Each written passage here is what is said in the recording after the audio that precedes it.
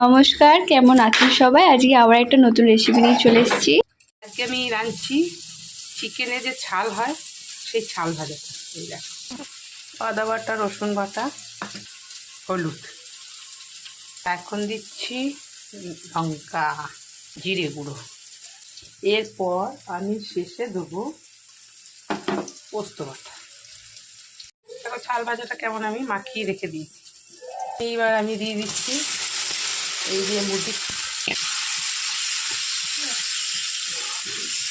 দিয়ে দিয়েছি, হয়ে গেছে।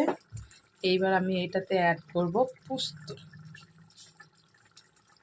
আমার ছোট্ট ছোট্ট বন্ধুরা, দেখো আমার রান্না কমপ্লিট হয়ে গেছে। আমার রান্না দেখো, ছাল ভাজা রেসিপি তোমাদের জন্য থাকলো। আজ এই পর্যন্তই, নমস্কার।